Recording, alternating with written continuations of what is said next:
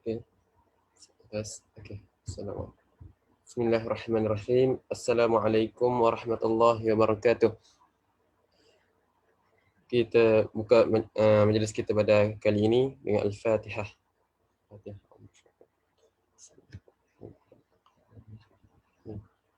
Iyyaka na'budu wa iyyaka nasta'in. Ihdinas siratal mustaqim.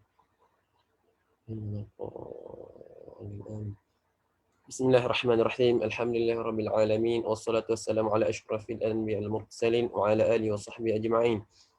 Jadi insyaallah pada hari ini kita akan sambung balik daurah kita pada siri yang kedua. Itu yang kita dah buat pada hari yang lepas, Selasa yang lepas tu. Dan pada kali ini kita akan sambunglah pada muka surat 100 kalau siapa yang guna buku ni. Pada bab sifatus sani'. Ini untuk makluman semua juga, kita ada simpanlah untuk rakaman yang lepas dan siapa yang seterusnya ni kita ada bolehlah kalau siapa-siapa nak share di grup FB Gelombang Bi'ah Soleh MPAMJ. Dipersilakan insya-Allah. Jadi tanpa buang masa lagi, ana menjemput Al-Fadhil Ustaz Muhammad Hilmi bin Marjuni, falyatafaddal mashkura.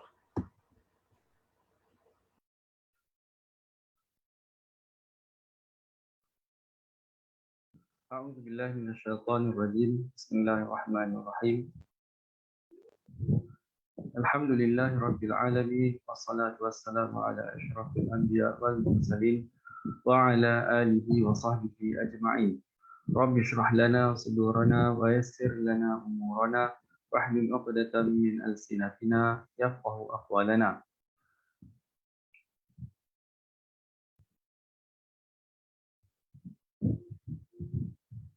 Baik, pada malam ini ataupun pada hari ini kita akan menyambung semula bagi siri yang kedua, bacaan matan al-lam'at yang merupakan ringkasan bagi matan ma'ul adillah. Okey. Pada pertemuan yang lalu, pertemuan yang pertama, kita dah bicarakan tentang mengisbatkan kewujudan Allah Ta'ala menerusi kewujudan alam. So, bila kita dah isbatkan kewujudan Allah Ta'ala dengan kita melihat pada alam sekeliling, dan kita dapati pada alam itu ada dua perkara yang paling asas, iaitu jauhar dan arad, maka semestinya kedua-dua perkara tersebut ada penciptanya.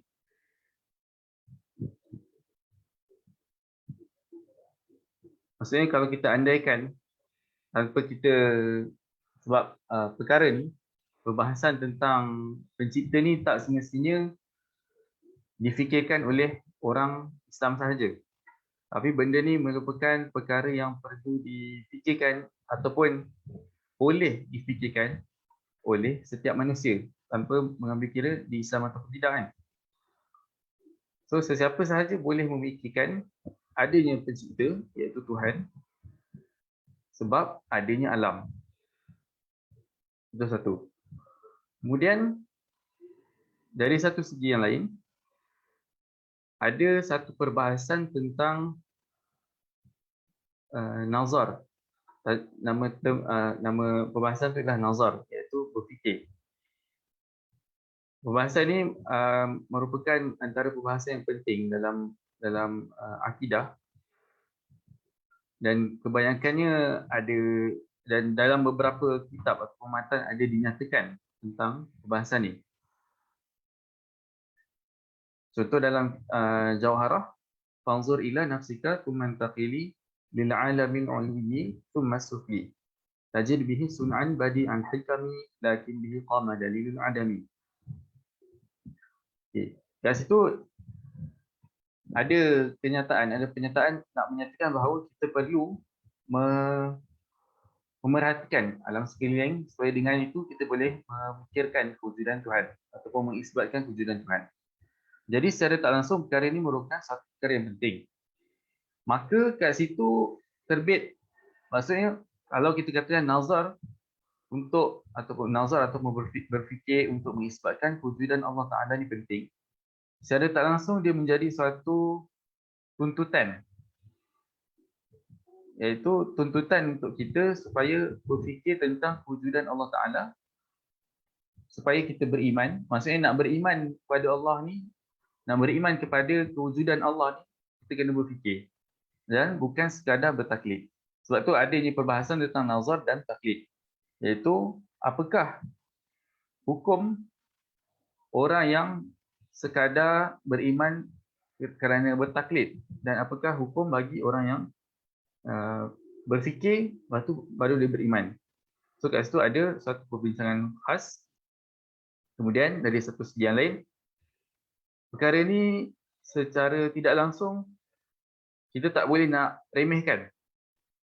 Maksudnya kita tak boleh nak remehkan usaha berfikir ni, sebab inilah tujuan utama ataupun objektif yang paling besar untuk menjadi seorang Muslim kan, untuk menjadi seorang yang beriman. Jadi kebiasaannya perkara ni mungkin kita yang lahir dalam keluarga Islam akan rasa, akan tak terfikir pun benda ni, akan tak rasa kepentingan dia.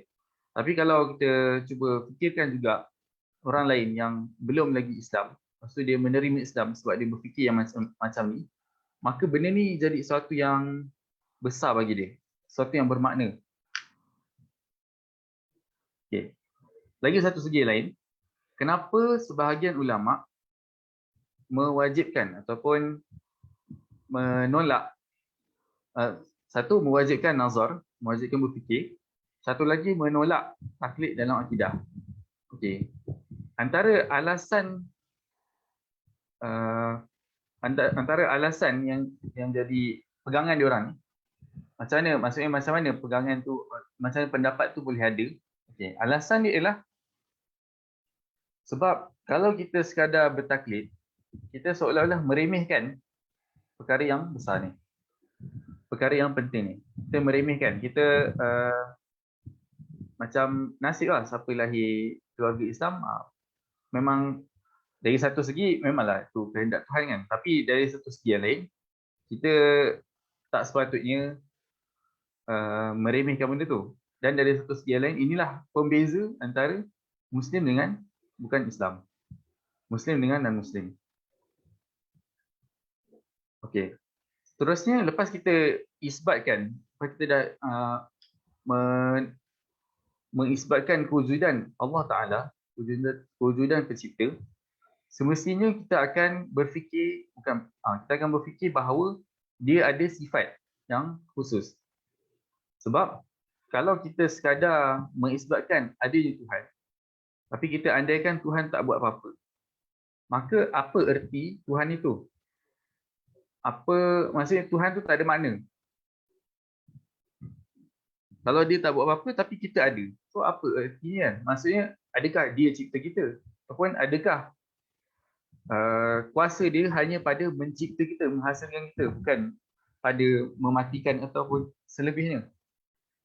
Maka kat situ secara tak langsung kita boleh lihat kepentingan untuk membicarakan tentang sifat Allah Ta'ala.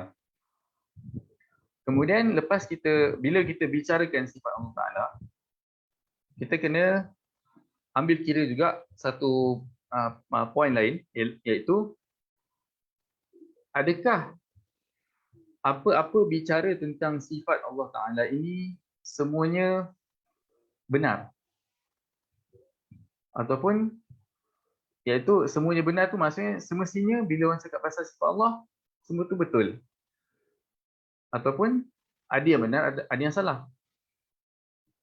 Jadi sebab secara ringkas saya nak nyatakan bahawa bila kita bicarakan tentang sifat Allah Ta'ala, kita nak tak nak mesti memikirkan tentang sifat apa yang ada pada makhluk, kemudian kita boleh andaikan, boleh agak sifat apa yang ada pada Tuhan.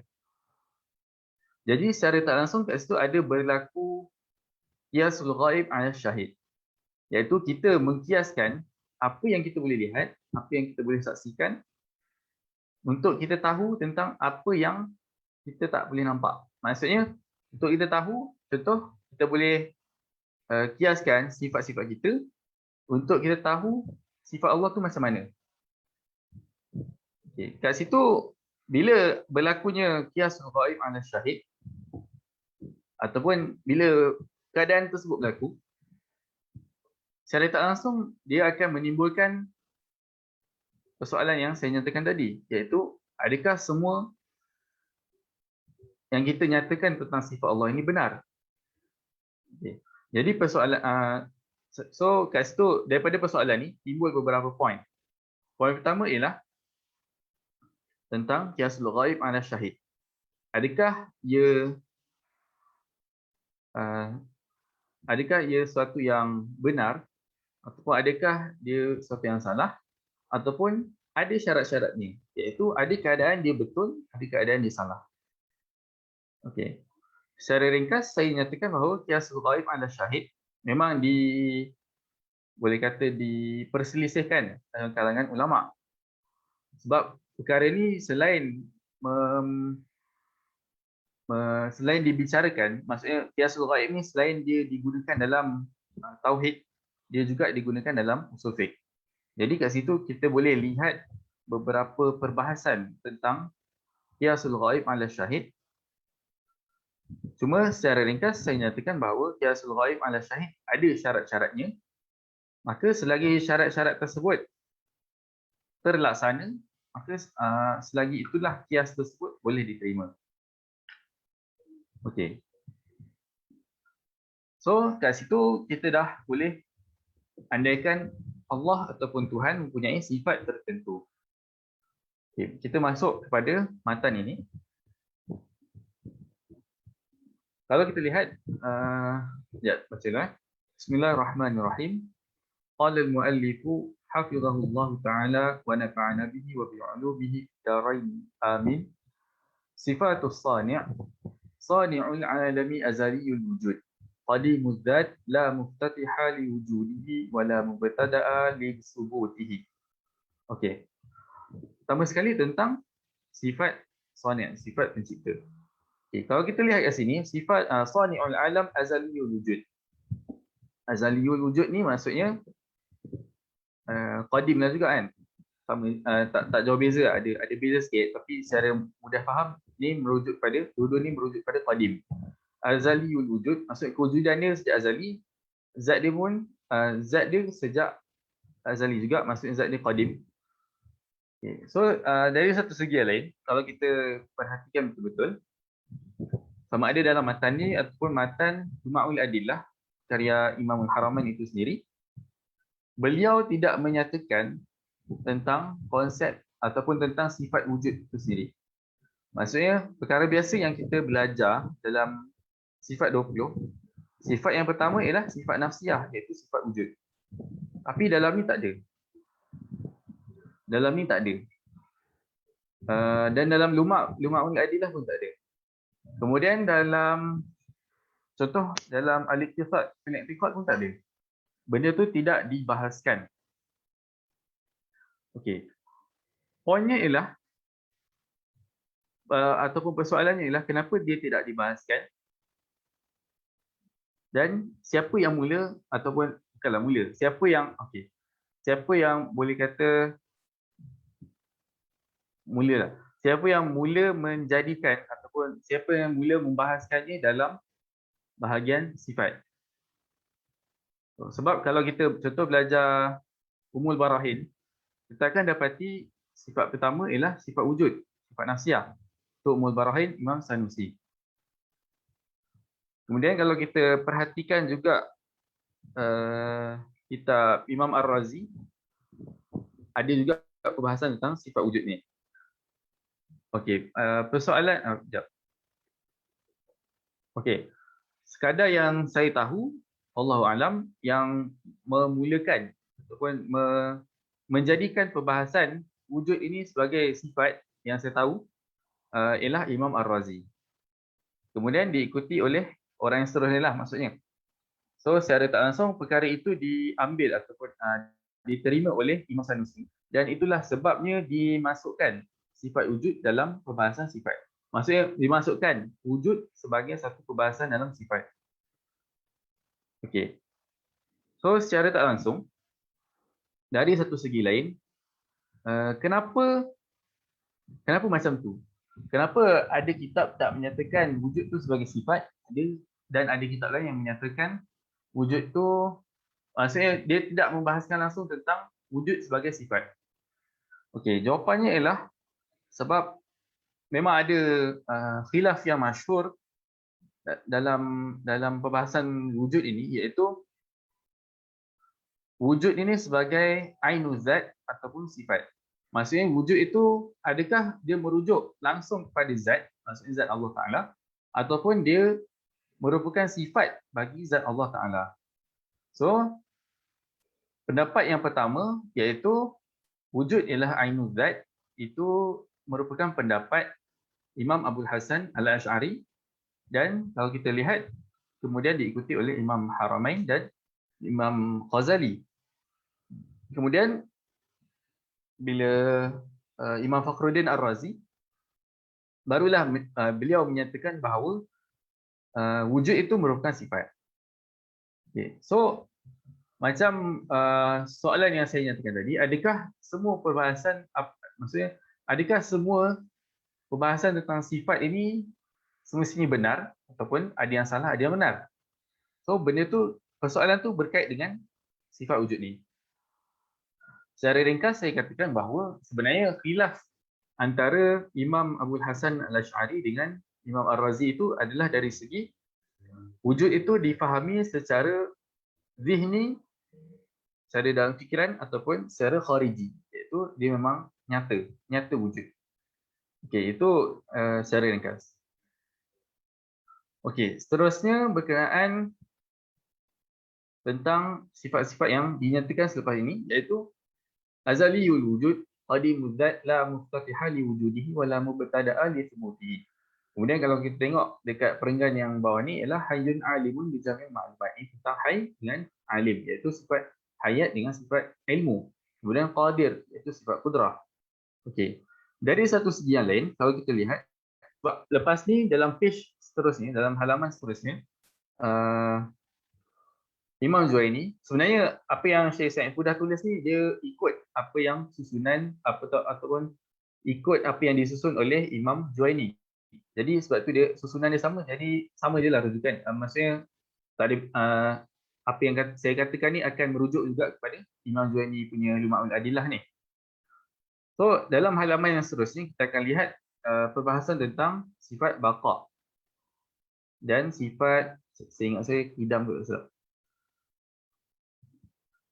baqa, kemudian wajib wujud, sekejap, mana dia? Ni, apa nama dia? Esa, wahdaniyah. Okey, poin saya ialah, secara tak langsung kita dapat lihat bahawa perbahasan tentang sifat, dia belum, maksudnya pada zaman Imam Zuhaili ni, berdasarkan apa yang jelas ni kan, apa yang kita dah boleh baca ni, dia belum menjadi satu perbahasan yang agak tersusun sebagaimana yang disusun oleh Imam Sanusi. Sebab Imam Sanusi sebagai contoh, mula-mula sifat nafsiyah, kemudian sifat salbiyah, kemudian baru sifat ma'ani, kemudian ma'nawiyah. Jadi kat situ pertama sekali tentang Allah itu wujud, kemudian Allah itu bersifat salbiyah, iaitu qadim, wahdaniyah dan sebagainya. Kemudian barulah dibicarakan tentang sifat hayat, ilmu, qudrah dan yang empat lagi yang lain. So secara tak langsung, kenapa kita nampak dia punya susunan ni agak berterabur? Sebab waktu tu memang belum tersusun lagi. Cuma, okey, itu satu poin. Poin seterusnya ialah berkenaan bilangan sifat yang dinyatakan dalam matan ini, iaitu matan Luma'ul Adillah. Secara tidak langsung, kalau kita bandingkan dengan Ummul Barahin, kita akan dapati bahawa dari segi penyataan sifat itu pun bukanlah seperti dalam Ummul Barahin, iaitu 20. Kita biasa diajarkan tentang konsep sifat 20 kan. Tapi kalau kita tengok karya-karya terdahulu, iaitu terdahulu tu maksudnya sebelum Imam Sanusi, sebab Imam Sanusi yang mula merumuskan ataupun menyusun dalam keadaan dia sebagai sifat 20 kan, term sifat 20 tu.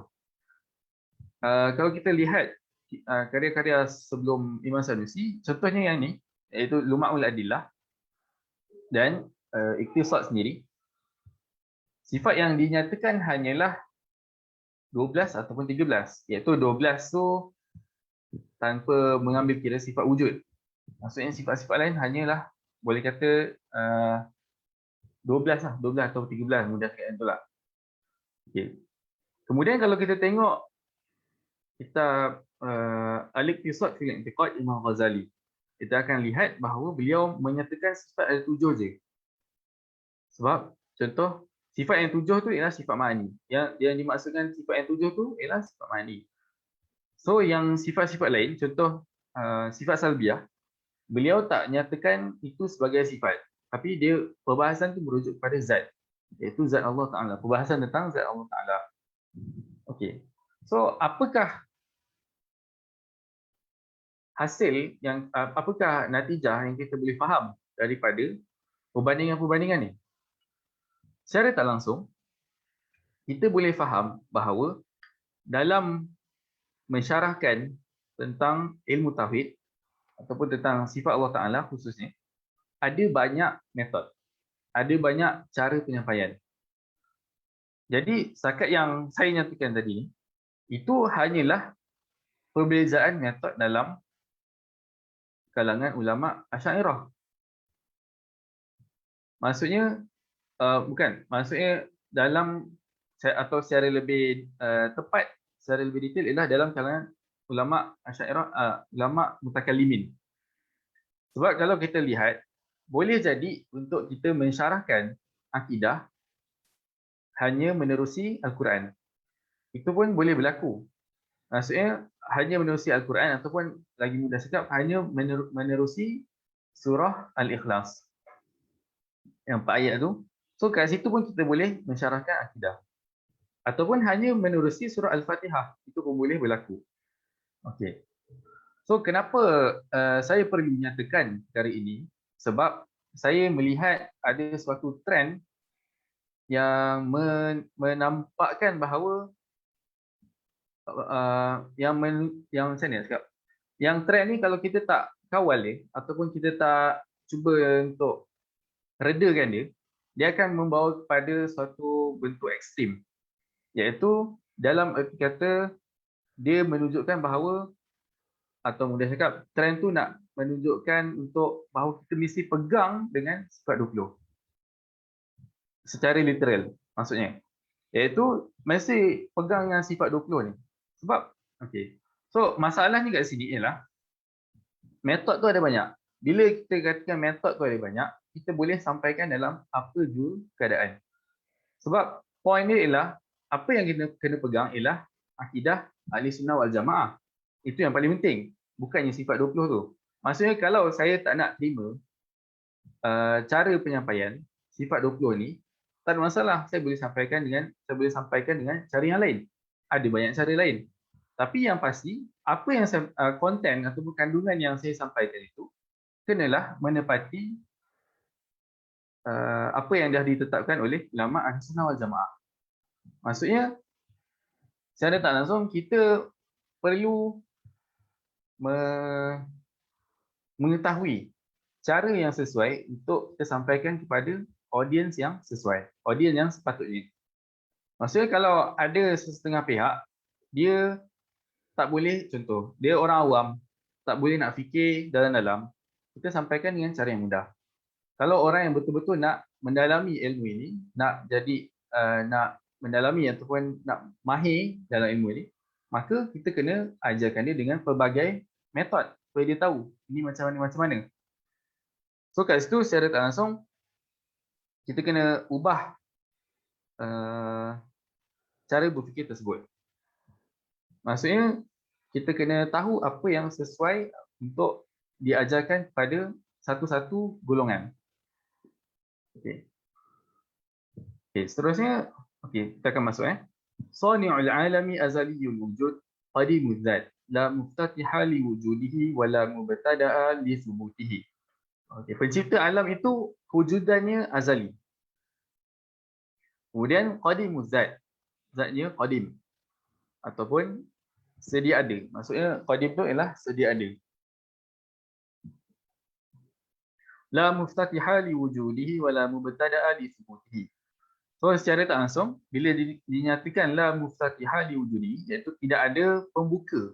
Muftatiha ni patah bukan literal macam tu, tapi maksudnya pemula lah, sama je dengan mubtada'. La mubtada'a dengan la muftatiha lebih kurang dia. Kemudian maksudnya permulaannya wujudannya tiada permulaan. So kat sini secara tak langsung frasa la muftatiha li wujudi wala mubtada'a li thubuti merupakan maksudnya dia terkait dengan qadimuz zat. Sebab qadim kat sini secara tak langsung ini merupakan penjelasan bagi konsep qadim az-zat kat sini. Secara tak langsung qadimuz zat bermaksud qadim tanpa ada permulaan. Sebab qadim ada dua makna. Satu qadim yang ada permulaan, satu lagi qadim yang tiada permulaan. Maka qadim yang tiada permulaan itu dirujuk kepada Allah Ta'ala. Maksudnya qadim yang ada permulaan bermaksud sesuatu yang sudah lama. Okey. Kemudian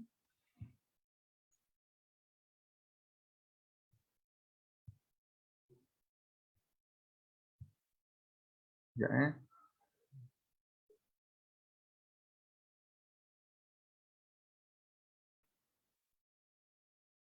Okey. Wa dalilu alaih. Okey, lepas kita berpegang, lepas kita mengetahui satu-satu dakwaan secara umum, kita perlu tahu apakah hujah yang membina dakwaan tersebut. Sebab kat sini dakwaannya ialah Allah itu qadim. So apa dia punya hujah dia ataupun dalil? Macam saya sebut hari itu, dalil ni bukan tak semesti merujuk pada Quran Sunnah. Tapi dia boleh jadi dalil akli. Maksudnya dalil tu dalam kata adalah hujah. Wa dalilu alaihi annahu law kana hadithan la sharaka al-hawadith fi al-iftiqari ila muhdathin. Ila muhdithin. ثم الكلام في محدثه ينزل منزلة الكلام فيه ويتسلسل القول ويؤدي ذلك إلى إثبات حوادث لا أول لها فقد سبق بطلان ذلك. Okey. Hujah bagi kenyataan bahawa Allah itu qadim ialah kalau sebab qadim lawan dia baharu. Maksudnya laukan hadisan. Maksudnya kalau dia bukan qadim maka dia semestinya baharu. So kalau dia baharu dia akan sama dengan makhluk lain. Dia akan sama dengan kita. La syarakal hawaditha fil iftiqari ila muhdithin. Maksudnya dia akan sama dengan kita dalam arti kata memerlukan kepada pencipta. So kalau kita katakan sani'ul alam, pencipta alam ini memerlukan kepada pencipta, maka kita perbahasan yang seterusnya ialah siapa yang mencipta dia kan.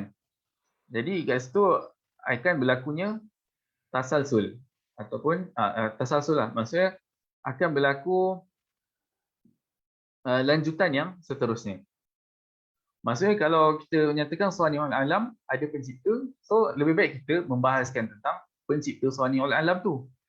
Sebab itulah yang paling asas. Jadi so berlaku tasalsul. Wa yu'addi dzalika ila itsbati hawaditsa la awwalaha. Dan secara tak langsung benda tu akan mengisbatkan pada hawadits la awwalaha, iaitu konsep perkara baharu yang tidak ada permulaan. Iaitu kalau kita katakan sani'ul alam ini baharu, kemudian dia perlukan kepada pencipta lain, pembaharu yang lain,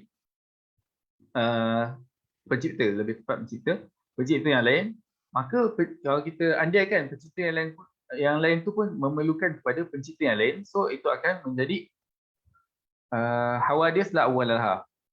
Iaitu kalau kita katakan sani'ul alam ni qadim, tapi dia memerlukan pencipta. So kat situ ada macam unsur percanggahan. Sebab bila dia memerlukan pencipta, itu bermaksud dia baharu. Okey, seterusnya sani'ul alami hayyun alimun bi jami'il ma'lumat, qadirun ala jami'il maqdurat. Okey. Pencipta alam ini hayy, maksudnya dia hidup ataupun ada sifat hayat. Kemudian alimun bi jami'il ma'lumat, mengetahui sekalian perkara maklum. Maksudnya Maklumat ni merujuk kepada perkara yang boleh diketahui oleh sifat ilmu tu sendiri. Maksudnya apa yang sifat ilmu boleh tahu dan maksudnya apa-apa perkara yang boleh diketahui, itu maksud maklumat. So secara ringkas, bila sebutkan tentang maklumat, dia merujuk kepada perkara yang diketahui, iaitu boleh jadi perkara tersebut wajib, mustahil dan harus. Inilah yang dipegang oleh ahli sunnah wal jamaah. Sebab ada beberapa aliran lain yang menyatakan bahawa Allah hanya tahu perkara yang baharu saja. Allah hanya tahu perkara yang baharu saja. So kat situ dah menampakkan, cuba menunjukkan bahawa pengetahuan Allah ini terbatas.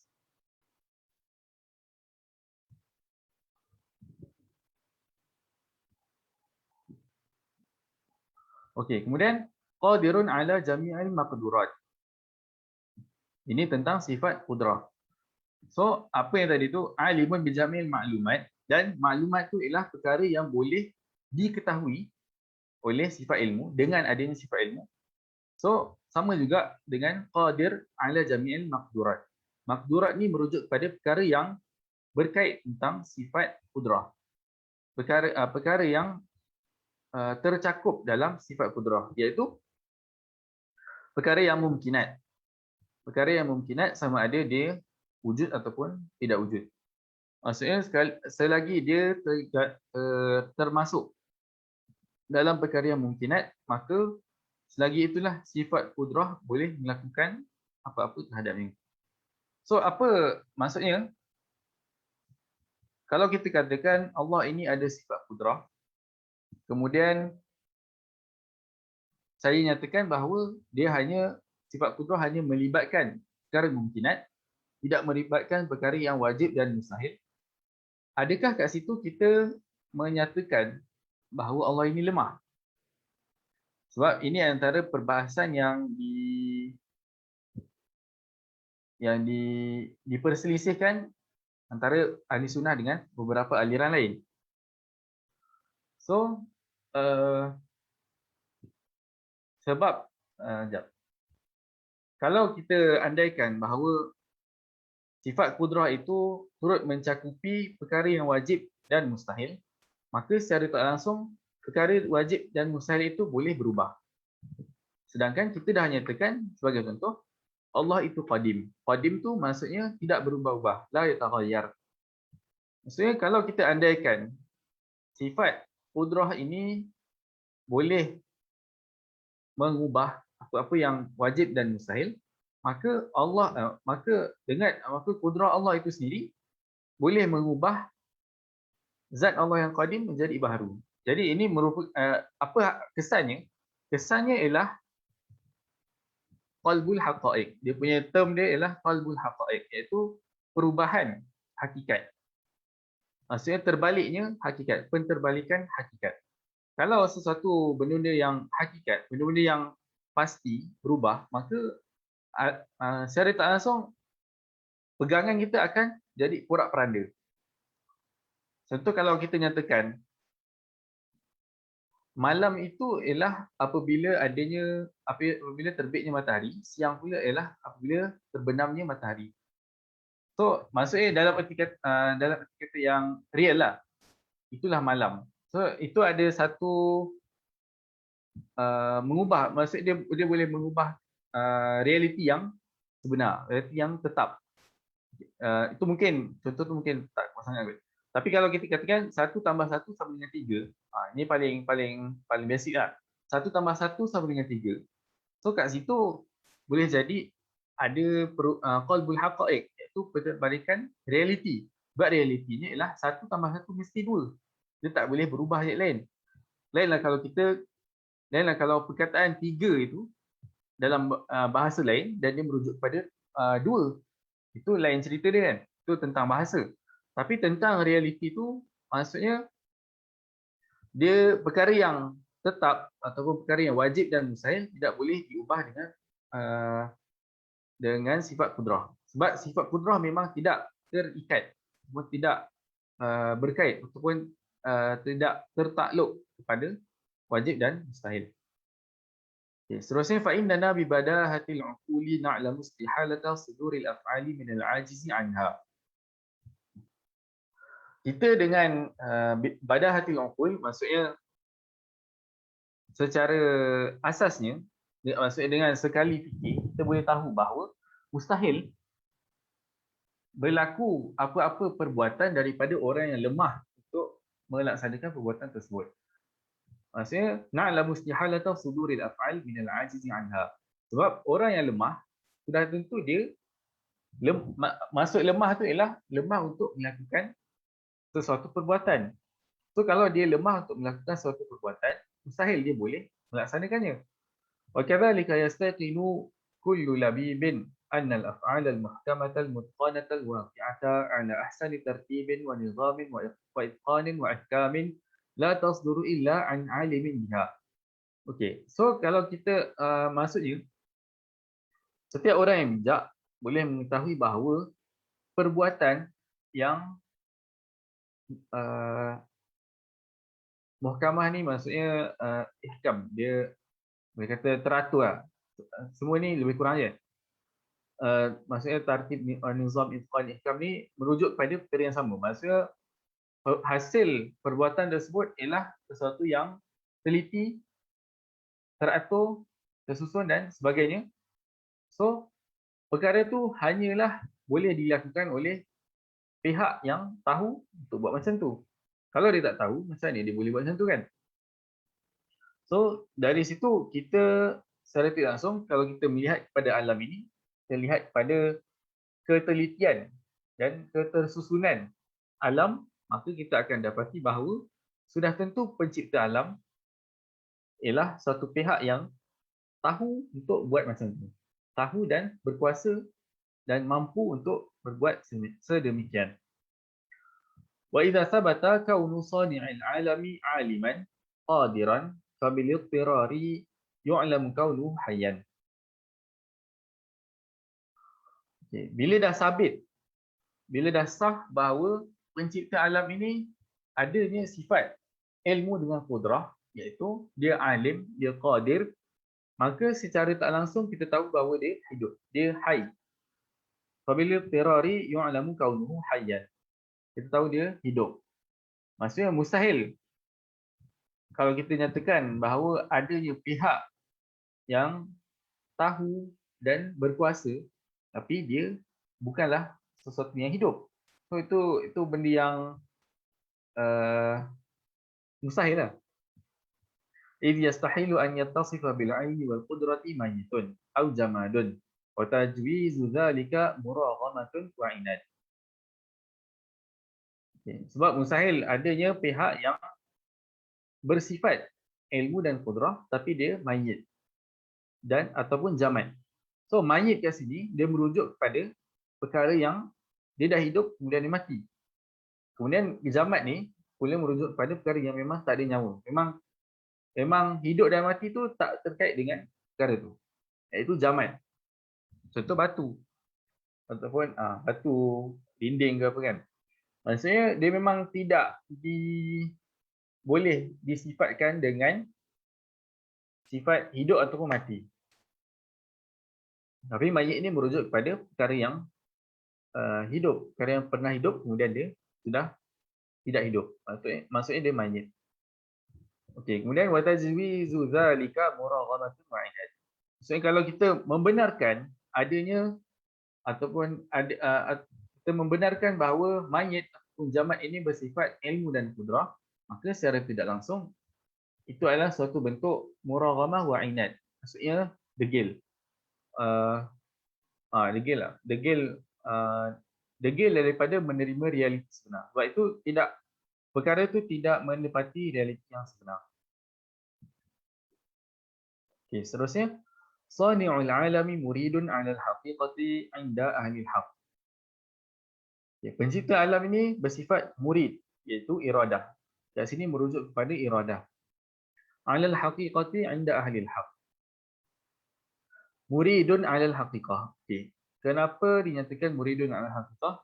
Okay, pertama sekali tentang sifat iradah. Sifat iradah dia merupakan sifat yang menunjukkan bahawa pihak yang bersifat dengan sifat tersebut dia ada kehendak sesuatu, dan dengan kehendak tersebut dia boleh buat apa yang dia nak. So sebenarnya sifat iradah ni dia sangat berkait dengan sifat ilmu dan kudrah. Sebab kalau dinyatakan adanya iradah, maka adanya kehendak, maka secara tak langsung dia kena suatu pihak tu bila ada kehendak, maksudnya dia tahu apa yang dia nakkan. Kemudian bila dia ada kehendak, dia nak laksanakan kehendak dia, dan dia ada dia ada kemampuan untuk melaksanakan kehendaknya. Kemudian berkenaan sifat iradah pula, sifat iradah pun hanya terkait dengan perkara yang mungkinat sahaja. Sama seperti kudrah tadi, iaitu dia tak boleh berkait dengan perkara yang wajib dan mustahil.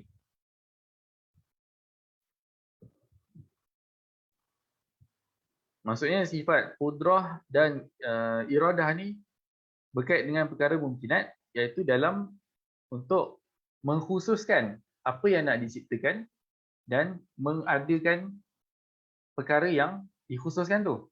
Itu maksudnya. Okay. Seterusnya tentang term ni ataupun tentang frasa ni, muridun 'alal haqiqah inda ahli al-haq. Inda ahli al-haq ni dirujuk pada ahli sunnah wal jamaah.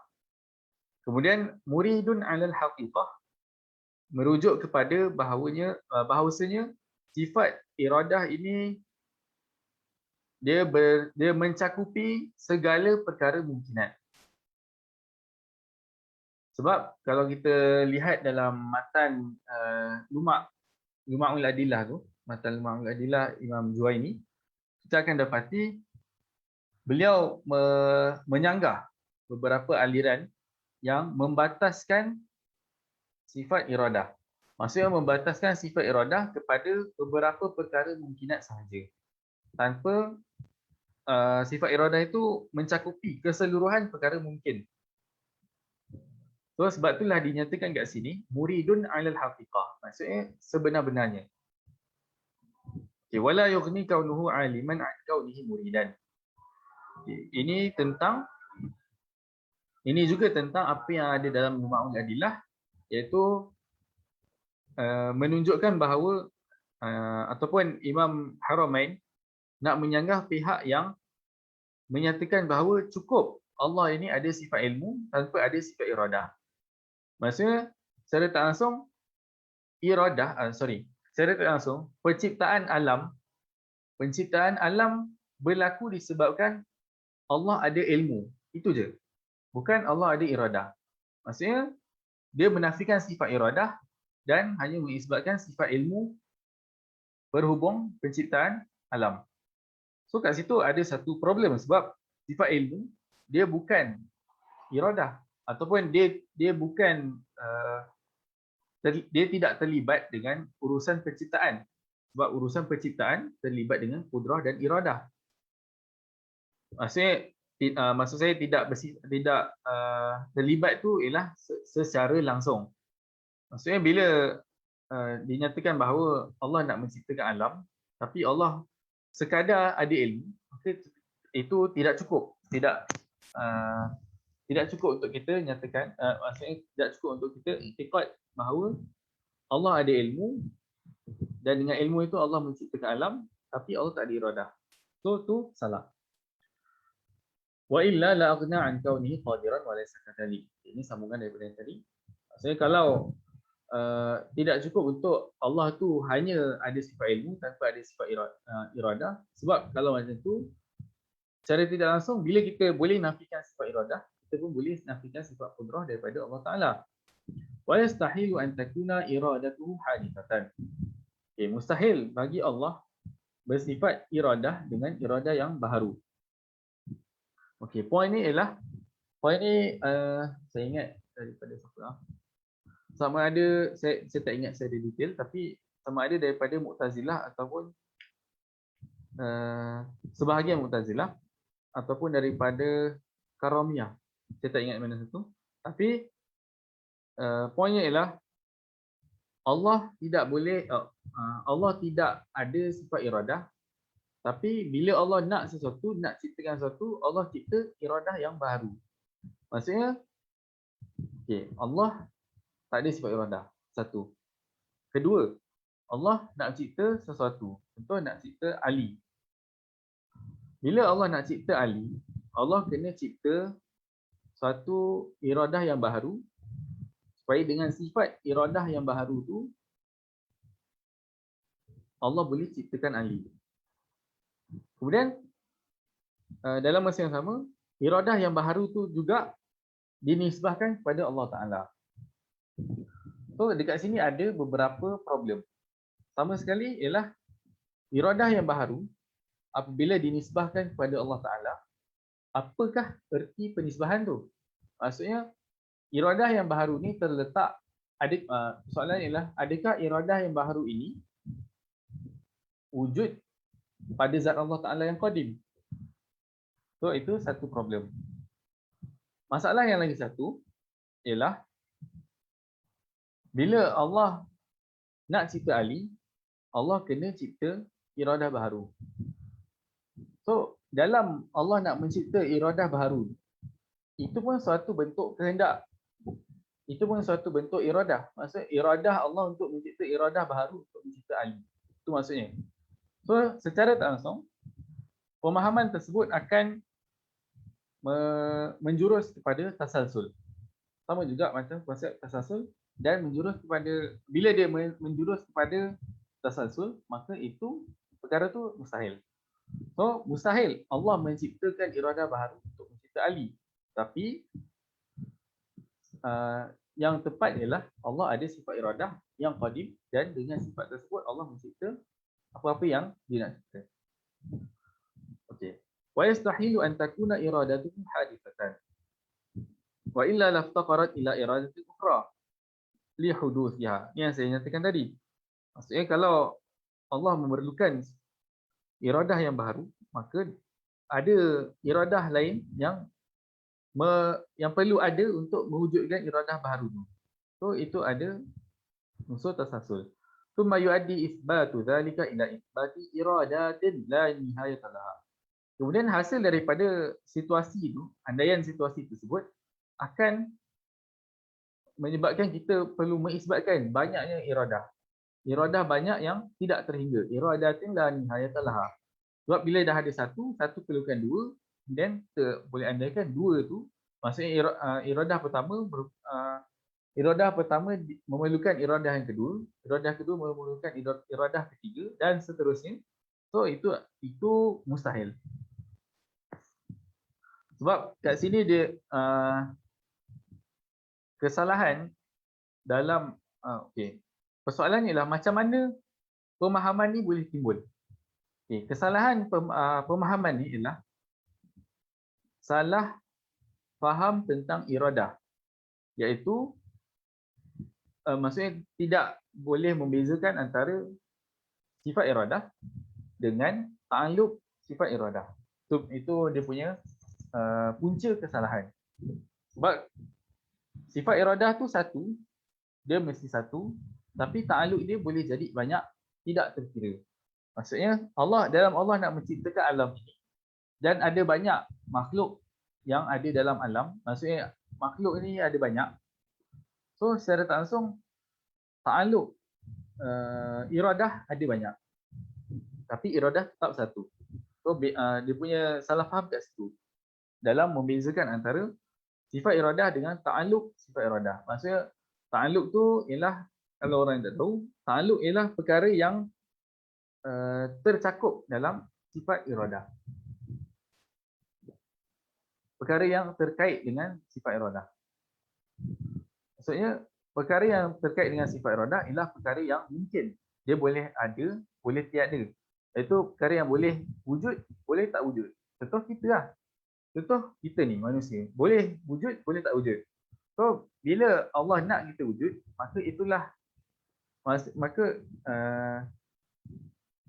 itulah ta'alluq sifat iradah tu. Maksudnya sifat iradah terkait dengan kita dan maksudnya dalam arti kata kita ada ni sebab Allah nak.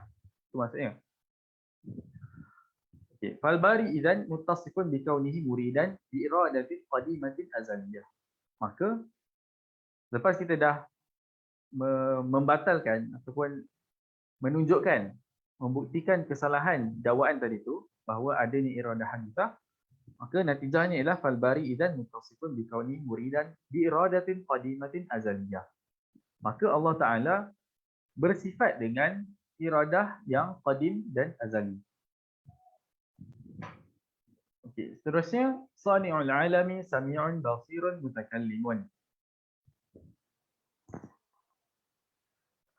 إذ قد ثبت كونه حيا والحي لا يخلو عن الاتصاف بالسمع والبصر والكلام وأضدادها نقائص والرب سبحانه وتعالى يتقدس عن سمات النقص. Okay. Tadi yang sebelum ni dibicarakan tentang sifat pertama hayat,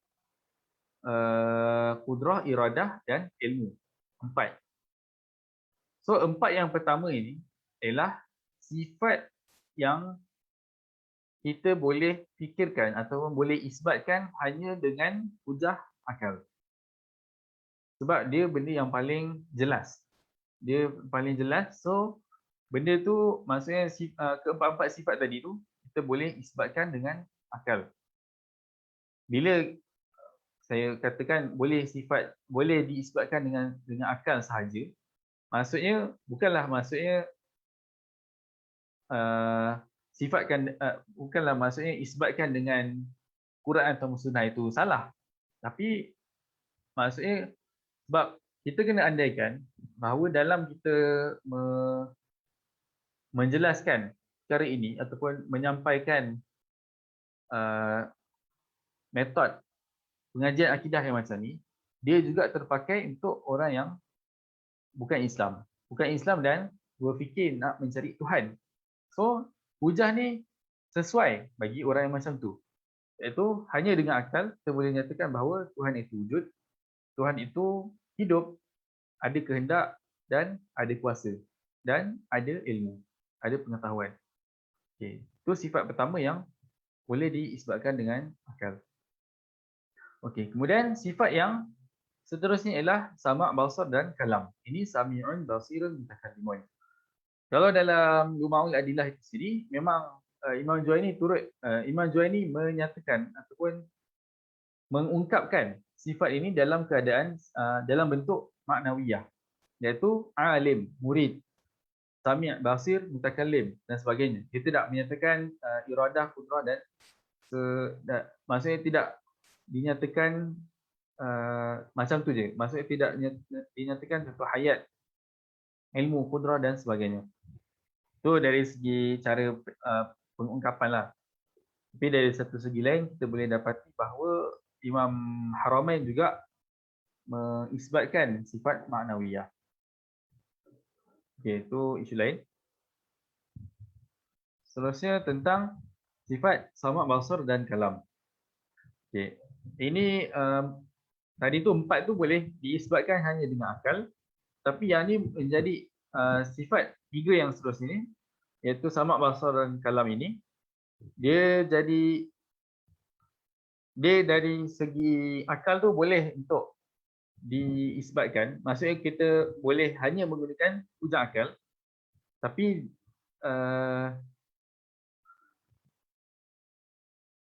dia agak ada macam mana sebab ada boleh jadi isu lah. Maksudnya hujah akal dalam kes ni tak betul-betul kuat. Ada lompong. Bila ada lompong, maksudnya secara tak langsung kita kena gunakan hujah wahyu, iaitu Al-Quran dan As-Sunnah. So dan kebanyakan ulama menyatakan bahawa yang hujah yang kuat berkenaan pengisbatan sama', basar dan kalam ini ialah hujah nakliyah, maksudnya dalil nakli, itu yang paling kuat.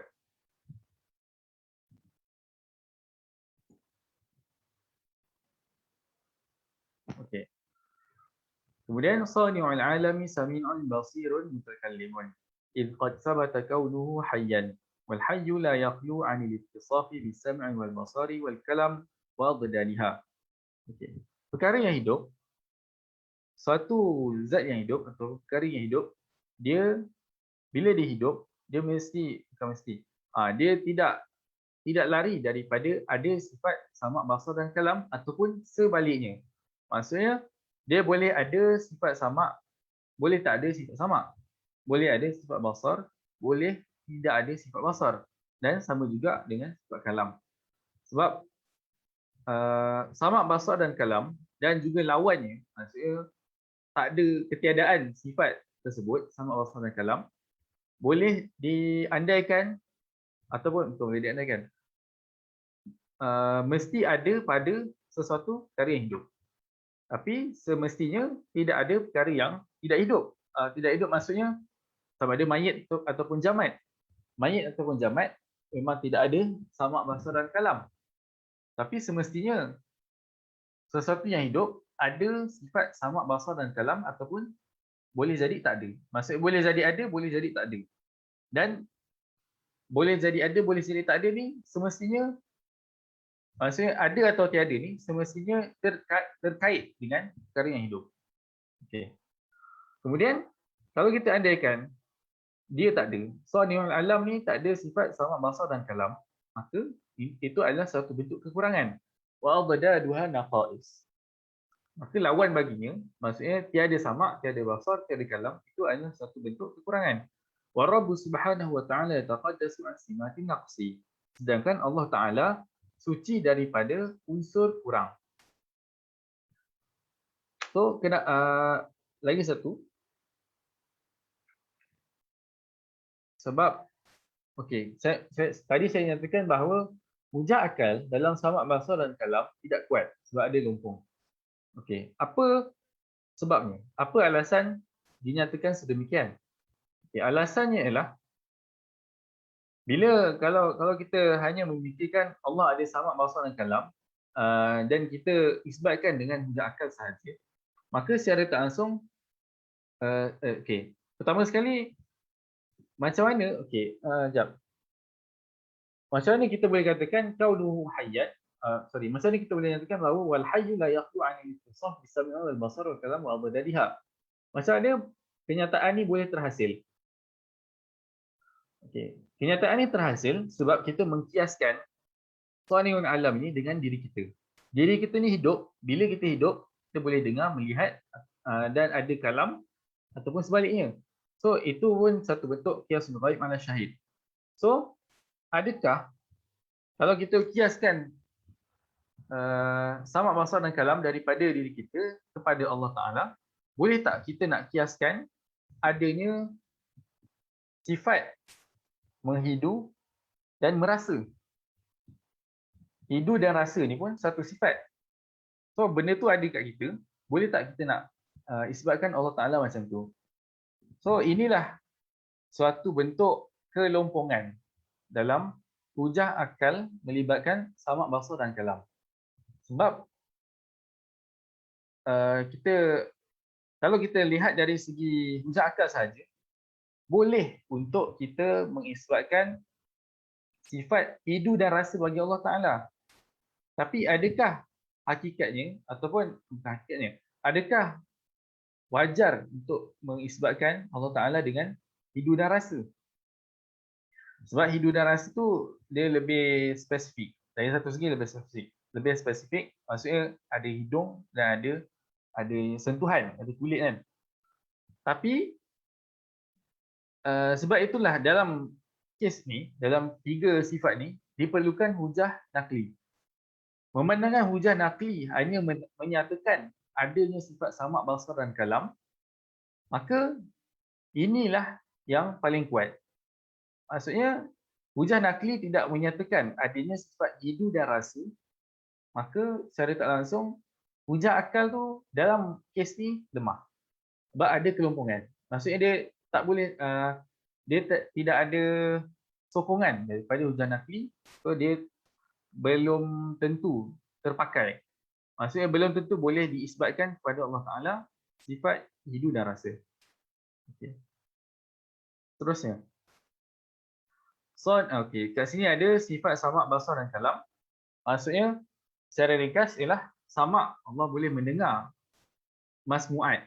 Sebab tadi qadir alal maqdurat kan. Kemudian alim bi jami'il maklumat, qadir ala jami'il maqdurat. Kemudian muridun ni pun sebenarnya konsep ni sama je. Muridun ala jami'il ataupun muridun bi jami'il muradat, dengan segala perkara yang dikehendakinya. So kat sini sami'un bi jami'il masmu'at. Maksudnya sami' ni ataupun sifat sama' dia terkait dengan perkara yang boleh didengari. Sama juga dengan basar, perkara yang boleh mubsarat bil mubsarat. Okey, sama' dan basar dia macam tu. Maksudnya dia terkait dengan perkara ada ta'alluq dia. Mudah sekali ada ta'alluq dia yang masing-masing. Dan sama' dan basar pula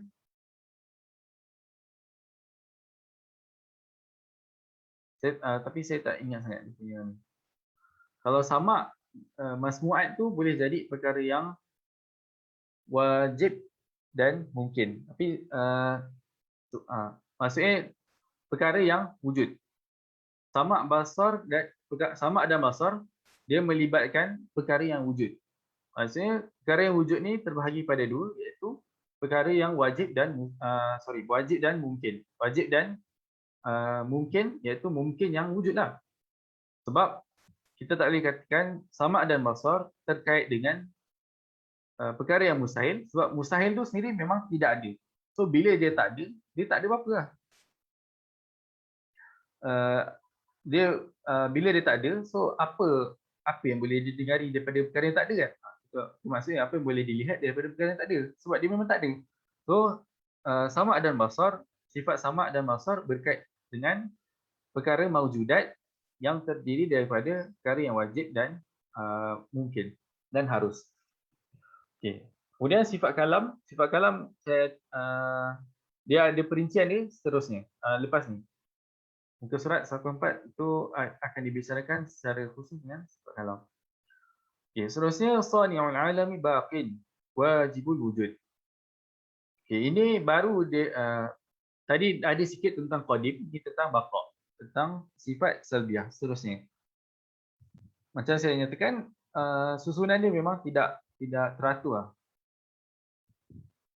Sani'ul alami baqin wajibul wujud. Allah ini bersifat baqa dan wujudannya wajib. Maksudnya baqa ni ialah kekal. Baqa ialah kekal dan maksudnya kita tak boleh nak andaikan Allah Ta'ala akan tidak ada pada satu masa. Sebab pertama sekali itu mustahil bagi Allah kerana bila terkait dengan masa, maka apa-apa yang terkait dengan masa ataupun dengan konsep masa dan tempat itu merujuk kepada makhluk sahaja dan tidak terkait dengan Allah Ta'ala. Allah tidak berkait dengan masa dan tempat. So, okey. Kemudian ilqad sabata bima qaddamnahu qidamuhu wal qadimu yastahilu adamuhu bi ittifaqin minal uqala. Sebab kita dah mengisbatkan bahawa adanya sifat qadim ataupun qidam, maka apabila kita nyatakan bahawa perkara yang qadim itu tidak berubah-ubah, maka secara tidak langsung kewujudan Allah Ta'ala juga tidak akan berubah-ubah. Maksudnya Allah akan kekal wujud, sedia ada dan kekal. Sedemikian. Wal qadimu yastahilu adamuhu. Perkara yang qadim mustahil untuk tidak ada. Dia tidak boleh tidak ada. Bila dia tidak ada, itu maksudnya berlaku perubahan baginya. Wa dzalika yasruhu bi kaunihi baqiyan mustamirran wujud. Perkara ini jelas bahawa Allah Ta'ala itu baqi, maksudnya baqi lah, maksudnya bersifat dengan sifat baqa, mustamirrul wujud, kewujudannya berterusan. Maksudnya dia sentiasa wujud. Kemudian sani'ul alami wahidun 'inda ahli al-haq. Allah Taala esa di sisi ahli hak. Maksudnya di sisi ahli sunnah wal jamaah. Esa, sekejap.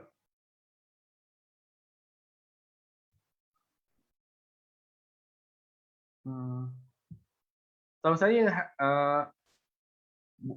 Allah alam, mungkin boleh dinyatakan bahawa semua umat Islam mempercayai bahawa Allah ini esa. Mungkin itu satu bentuk, maksudnya apa-apa aliran pun akan mempercayai keesaan Allah Ta'ala. Maksudnya keesaan zat Allah Ta'ala. Tapi boleh jadi mereka sebahagian aliran secara tidak sedar menafikan keesaan sifat Allah Ta'ala. So, contoh dalam kes Mu'tazilah. Tapi yang pasti menjadi suatu kesepakatan Allah Alam yang saya secara sekadar yang saya tahu lah maksudnya. Allah Ta'ala ini zatnya esa merupakan suatu kesepakatan orang Islam. Sani'ul alami wahidun 'inda ahli al-haq. Wal wahid kat sini merujuk kepada esa, iaitu ahad. Wahid ni bermaksud tunggal, bukan bermaksud satu. Wahid kat sini. Wal wahidul haqiqi huwa alladhi la yanqasim. Wallahu wahidun fi uluhiyatihi wa fi sifatihi wa fi af'alihi wa fi dhatihi. Allah Ta'ala esa dalam ketuhanannya, uluhiyah. Kemudian sifatnya, kemudian af'alnya, kemudian zatnya. Sifat, af'al dan zat. Sifat, perbuatan dan zatnya. Wa dalilu 'ala al-wahdaniyah. Okay, apakah hujah bagi mengisbatkan keesaan Allah Ta'ala?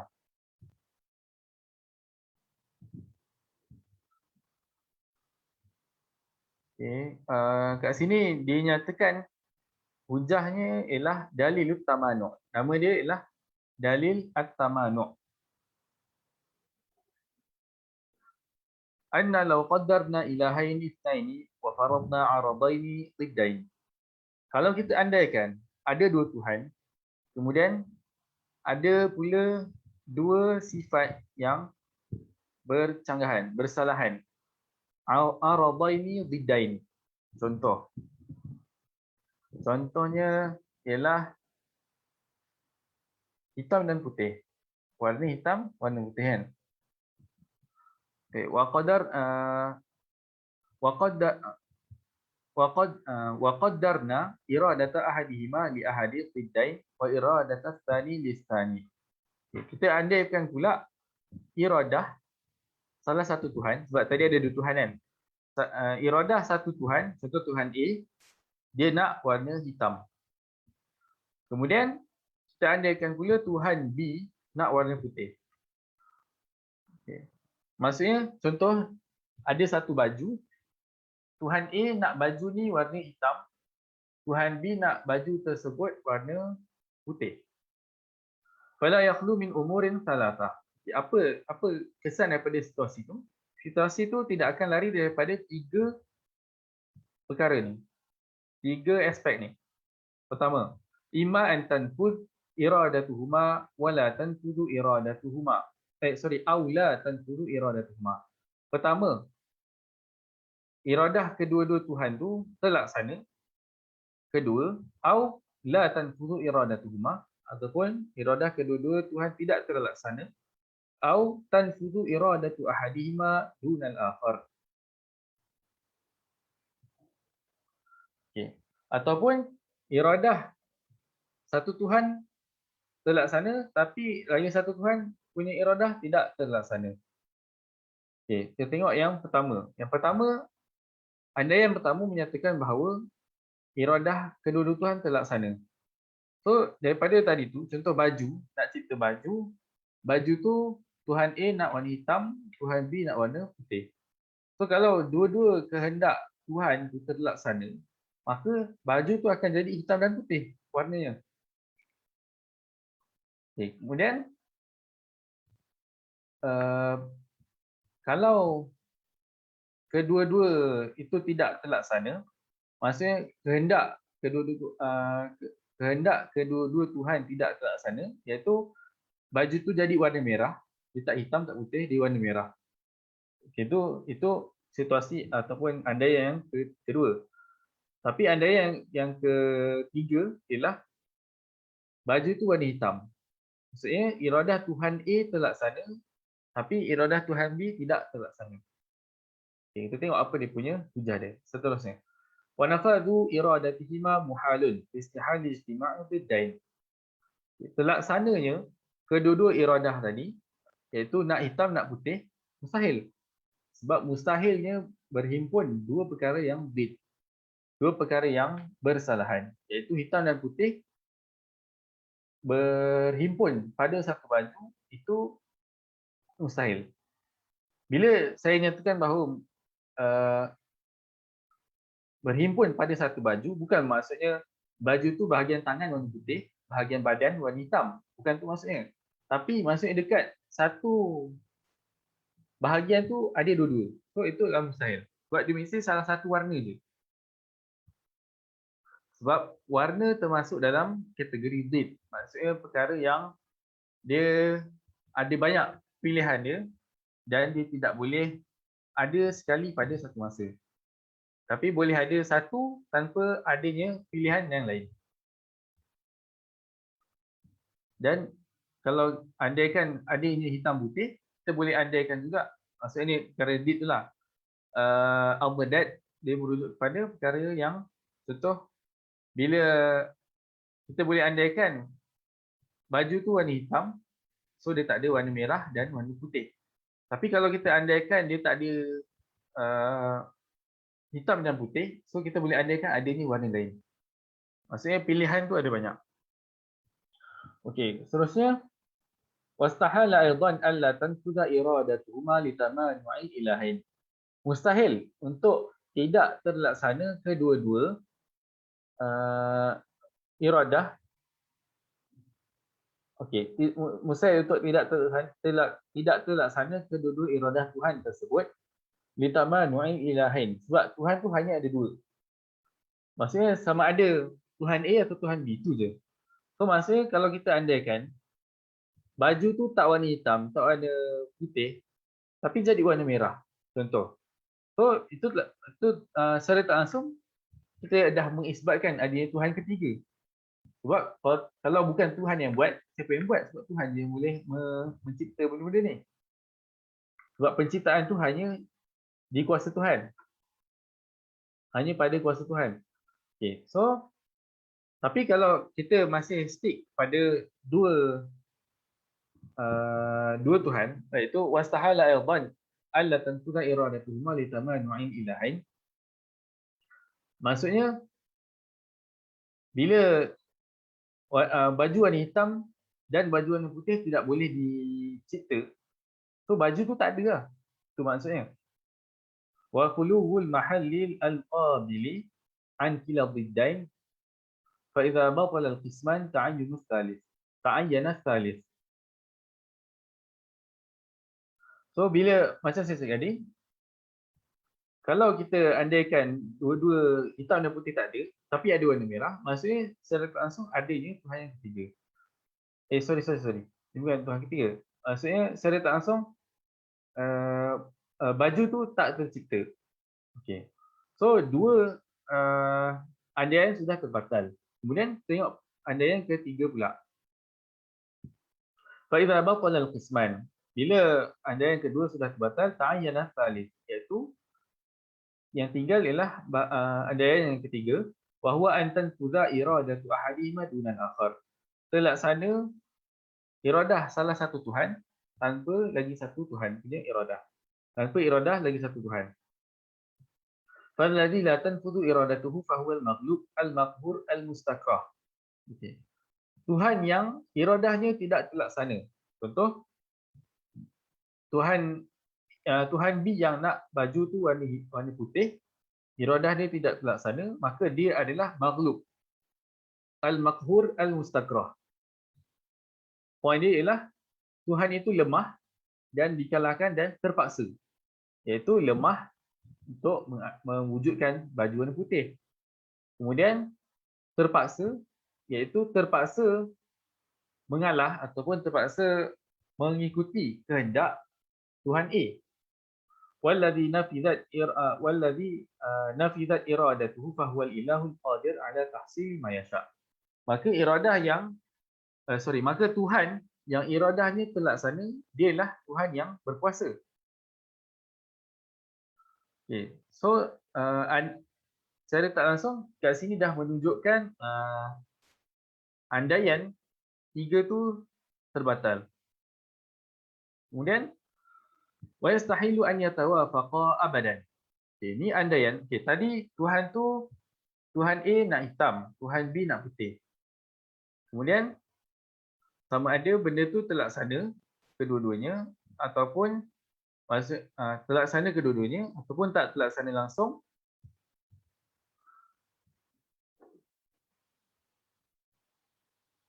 Ataupun salah satu tu terlaksana. Okay. So andaian yang keempat ni sebenarnya adalah andaian yang keempat ataupun dia sebenarnya ialah tafri' bagi andaian yang pertama. Maksudnya kalau kedua-duanya terlaksana tapi terlaksana secara bersalahan, itu dah dibatalkan. Tapi yang andaian ini pula ialah terlaksana secara muafakat. Maksudnya terlaksana secara bukan muafakat, sepakat. Wa yastahilu an yatawafaqa abadan. So kalau katakanlah Tuhan A dan Tuhan B sama-sama sepakat nak jadikan baju tu warna hitam.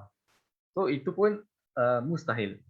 Wa yastahilu an yatawafaqa abadan fa inna wujuda ahadihima wa wujuda sifatihi yastahilu an yakuna sababan fi man'i tsani min an yurida ma yasihhu iradatuhu 'inda taqdiri al-infiradi wa illa lazima ajzu ahadihima aw kilayhima wa hadha batil.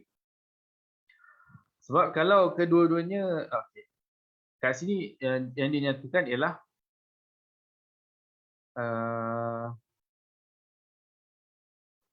sebab selagi adanya kebarangkalian untuk dia boleh, maksudnya kalau kita andaikan dia berlaku secara sepakat dan benda tu berlaku secara kebetulan lah. Boleh jadi kebetulan dua-dua nak warna hitam. Tapi kalau benda tu boleh diandaikan untuk bersalahan. So kat situ ada unsur dia masih ada unsur macam mana cakap? Masih ada unsur kebarangkalian untuk berlaku percanggahan antara kedua-dua Tuhan. So itu adalah salah. Sebab boleh kata sepakat itu dalam keadaan yang kebetulan. Kemudian seterusnya ialah wa yastahilu an yatawafaqa abadan ala sabilil iqtisam. Sekejap. Tadi berkenaan yang tadi tu, yang atas ni, yang sepakat tu boleh jadi tadi kebetulan. Kemudian lagi satu, apa kesan kalau kedua-duanya sepakat. So Tuhan A nak ciptakan baju contoh baju Ali warna hitam, Tuhan B pun nak ciptakan baju Ali warna hitam. So kat situ adalah berlakunya tahsilul hasil. Dia punya term dia ialah tahsilul hasil, iaitu suatu perkara yang sudah diciptakan lagi. Maksudnya diciptakan lagi tu bukan maksudnya benda tu benda yang lain. Maksudnya bukan ada satu helai baju hitam, satu helai lagi baju hitam. Bukan tu maksudnya. Tapi benda tu juga. So itu adalah tahsilul hasil dan perkara ini adalah mustahil.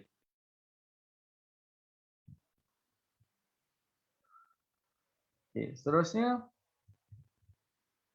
Okey, wa yastahilu an yatawafaqa abadan ala sabilil iqtisam. Okey, ni contoh, ni kes kalau Tuhan tu dia bahagi-bahagikan tugas. Okey, contoh Tuhan A, okey, aku cipta warna hitam. Tuhan B, aku cipta baju. So nanti kalau kita dah bahagikan tugas, kita sama-sama ciptakan baju yang warna hitam. So kat situ adanya boleh kata hasil kuasa Tuhan A dan ada hasil kuasa Tuhan B. So itu adalah satu bentuk gabungan. Okay, so adakah benda ni benar kan? Adakah benda ni benar ataupun apakah kesalahan andaian yang macam ni? Sebab dari satu segi kalau kita andaikan Tuhan A nak ciptakan arad, Tuhan B nak ciptakan jauhar. Sebab hitam tu arad, baju tu jauhar. So, sebagaimana yang kita sudah pelajari sebelum ni, bahawa arad dan jauhar ini tidak boleh lari daripada satu sama lain. Satu. So, kemudian dari satu segi, kudrah ini, sifat kudrah, dia bertakluk dengan sekalian perkara mungkinat. So, kalau dibahagikan tugas antara Tuhan A dengan Tuhan B, Tuhan A kerja dia berkenaan arad, Tuhan B kerja dia berkenaan jauhar, secara tak langsung kita dah membataskan takluk kudrah dan iradah Allah Ta'ala, Tuhan. Takluk kudrah dan iradah Tuhan yang kita andaikan ada dua ni lah. Secara tak langsung kita dah bataskan. Sebab dalam arti kata lain, Tuhan A tu kita hanya mengisbatkan bahawa takluk dia berkait tentang arad sahaja. Bukan perkara mungkinat, bukan segala perkara mungkinat, tapi arad sahaja. Manakala Tuhan B pula, dia hanya terbatas kepada berkait dengan jauhar sahaja. So kat situ pun ada satu bentuk penafian bagi takluk iradah dan kudrah bagi kedua-dua Tuhan. So secara tak langsung, bila benda tu dah salah, maka Tuhan tu ada satu je lah kan. Esa, Tuhan tu satu je. Wa illa lazima adamu ta'alluqil iradati. Inilah yang tekan tadi tu. Wa illa lazima adamu ta'alluqil iradati bi qismin minal mumkinat. Iaitu qismin minal mumkinat, iaitu boleh jadi satu perkara mungkin ialah arad, satu perkara mungkin yang lain ialah jauhar. Wa illa lazima adamu ta'alluqil iradati bi qismin minal mumkinatil wajibi ta'alluquha biha. Al-wajibu ta'alluquha biha. Wa dhalika madmunu qawlihi ta'ala. Inilah mesej ataupun intipati daripada firman Allah Ta'ala, "Lau kana fihima alihatun illallahu lafasadata." Ai latanaqadat ahkamuhuma 'inda taqdiril qadiraini 'alal kamal. Okey. Maksudnya akan berlaku percanggahan dengan andaian adanya dua Tuhan. Maksud percanggahan, satu percanggahan, satu lagi kekurangan pada kesempurnaan kedua-dua Tuhan. Itu dia punya itu kesalahannya lah. Alright, seterusnya.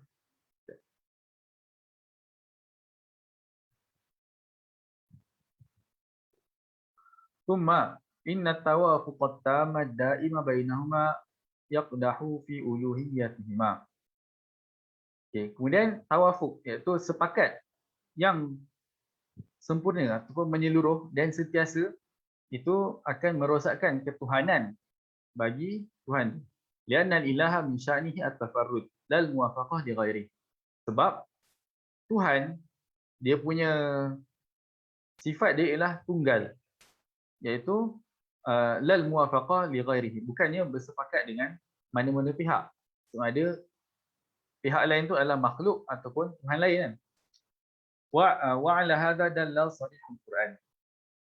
Dan ini ditunjukkan dengan jelas oleh Al-Quran.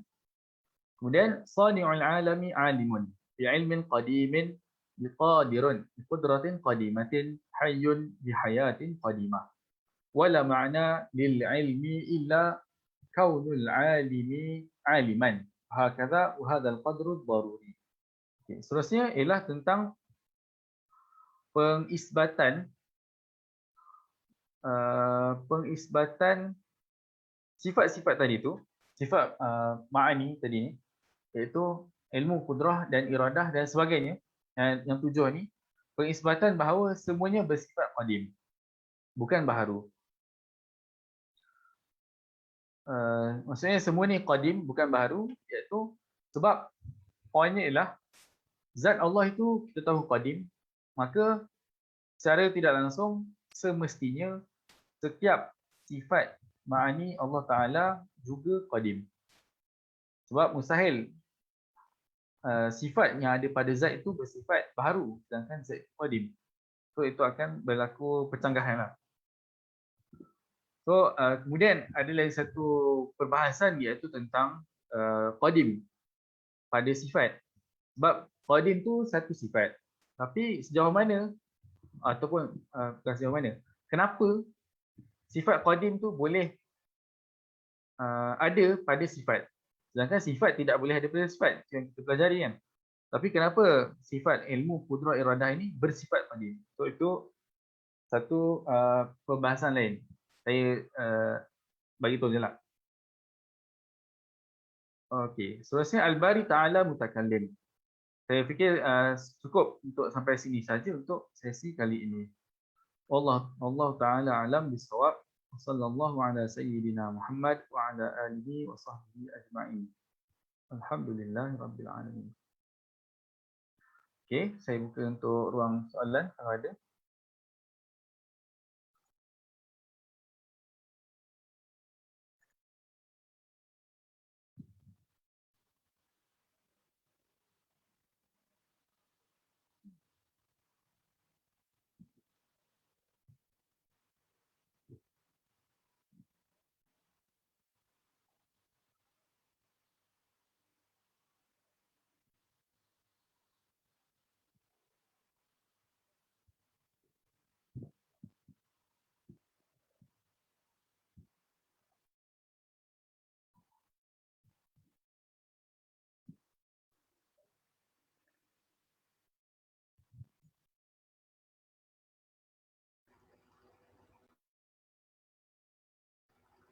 Okey, Assalamualaikum Ustaz. Boleh Ana tanya soalan?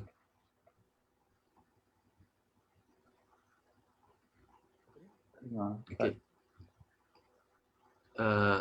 Ada satu pendapat yang mengatakan ataupun kita kata adalah segolongan yang mengatakan bahawasanya kata Mu'tazilah ni adalah sebahagian daripada Asy'ariyah kerana Asy'ariyah ada yang menggunakan akal. Jadi bagaimana untuk kita menjawablah persoalan yang ditimbulkan itu. Okey, terima kasih Ustaz. Okay, pertama sekali penisbahan satu-satu pihak pada satu-satu mazhab, dia mesti maksudnya penisbahan satu-satu pihak kepada satu-satu mazhab sah apabila pihak tersebut sejajar dengan usul mazhab. So kalau usul mazhab sudah berbeza, maka boleh kata pihak tersebut tidaklah dinisbahkan kepada mazhab tersebut. Sebab sah tu maksudnya sah penisbahan adalah berdasarkan usul. Jadi kalau kita perhatikan usul Mu'tazilah sendiri sudah berbeza dengan usul Asy'ariyah, maka dakwaan itu sekadar dakwaan lah. Dia tidak berdiri daripada hujah yang kuat. Sebab memang macam tu. Kalau sekadar mendakwa macam tu tapi tak ada, dan memang jelas bahawa Mu'tazilah tu bersalahan dengan Asy'ariyah pada usul, so terbatallah dakwaan tu. Maksudnya terbatal dari segi orang yang tahu. Orang yang tak tahulah kan. Tu satu segi lah. Tapi satu segi lain juga, dari sini kita boleh secara tidak langsung kita boleh berfikir ataupun kita perlu memikirkan tentang sejauh mana kita mengaku sebagai ahli sunnah, sebagai Asy'ariyah, tapi sejauh mana kita tahu tentang usul mazhab Asy'ariyah itu sendiri. Itu satu persoalan lah untuk dimuhasabahkan bersama. Okey, ada soalan lain?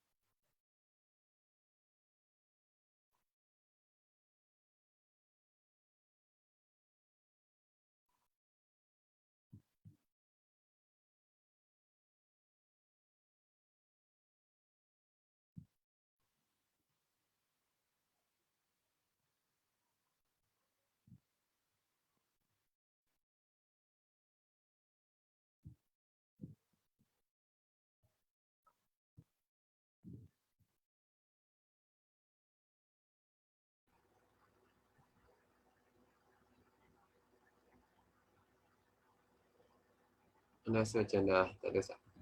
Alright. Okay. Jazakumullah khairul jazak, kita ucapkan kepada Al-Fadhil Ustaz atas atas ilmulah yang disampaikan pada hari ini, pada daurah kali ini.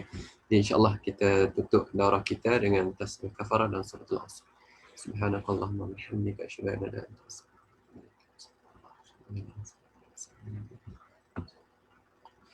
Jadi insya-Allah kita akan bertemu pula pada siri yang ketiga pada hari Selasa ni, insya-Allah taala. Okay. Assalamualaikum warahmatullahi wabarakatuh. Waalaikumsalam.